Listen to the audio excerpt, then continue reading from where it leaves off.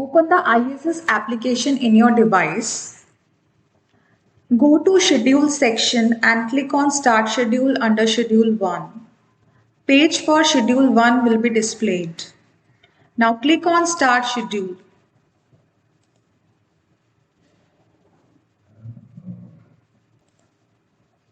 On the page for Schedule 1, the following information will be displayed. Select the survey year and season using the respective drop-down menus. These are the selected villages and urban wards for survey in the selected year and selected season. The enumerator has to click on villages to display the list of selected villages.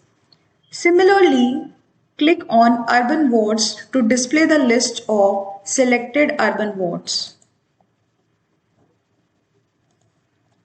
This displays an overview of the survey status, total sample size for the survey year, total number of selected villages and urban wards for the selected season, number of surveyed villages and urban wards for the selected season.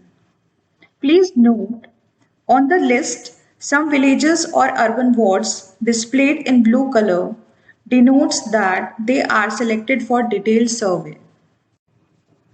Click on Proceed placed next to the desired village or urban ward.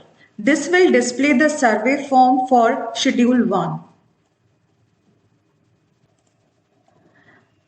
This survey form is divided into 3 parts: Block 1, Block 2 and Summary.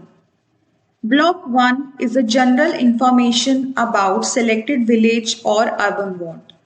Basic details like period of survey, state name, district name, block name, village or urban ward name, sector, census code, subsample number.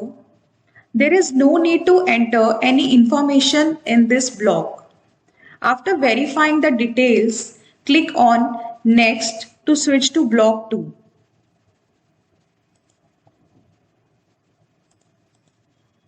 Block 2 is particulars of the selected village or urban ward.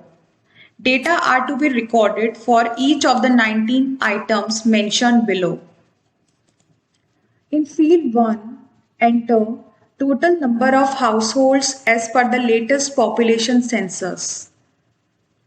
In Field 2, enter total human population of the village or urban ward.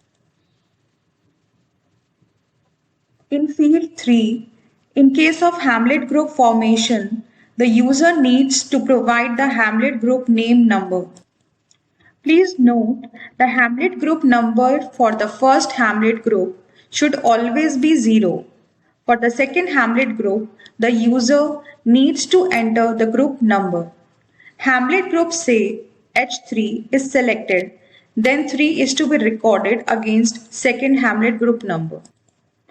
In Field 4, enter total population of small farmer. In Field 5, enter total population of marginal farmer. In Field 6, enter total population of agriculture laborers. In Field 7, enter total population of scheduled caste. In Field 8, enter total population of scheduled tribes. In Field 9, enter net geographical area of village or urban ward in hectares. In Field 10, enter total irrigated area in current year in hectares.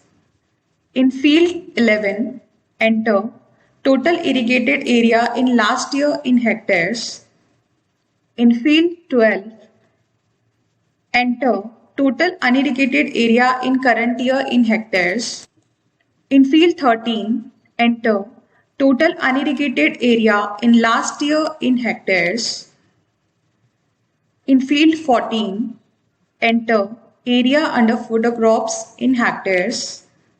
In Field 15, enter average production of fodder per hectare in tons. In field 16, enter area under permanent pasture and other grazing lands in hectares. Please note irrigated area, unirrigated area, and area under permanent pasture and grazing land should not be larger than total net geographical area of the village. Similarly, area under fodder crops cannot be greater than sum of irrigated area and unirrigated area. Similarly, total population of small farmers, marginal farmers, agricultural laborers, scheduled castes, and scheduled tribes cannot be greater than total human population of the village or urban ward. In field 17, distance of each of the veterinary services is to be recorded from the drop-down menu. In field 18, the information is to be collected in terms of yes or no. In field 19, select disease and animal from the drop-down menus. Number of animals affected, number of animals died, number of prophylactic vaccinations made are to be recorded in the respected fields. Click Add Disease to save the entry. As you can see, the data is added successfully.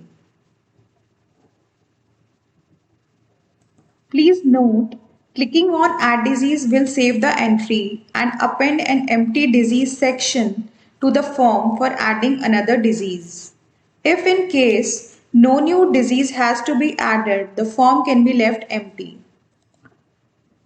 In order to change figures in any record, you can click Update button. Please note, enumerator can change only animals affected, animals died, and number of prophylactic vaccinations made. Now click Update to update the record. Data is updated successfully. However, update option is not available in case if enumerator wants to change disease or animal in already recorded data. In order to change disease or animal in already recorded data, enumerator has to delete the record by clicking delete button, and then enumerator can again record the data. After entering all the details, enumerator can click on save to save the entries, upon which summary will be displayed.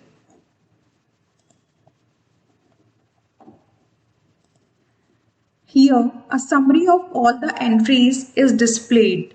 The user needs to verify the entries. If the entries are correct, click on Finish. A dialog box asking for confirmation will be displayed. If the summary is found in order, then click Confirm or else Back.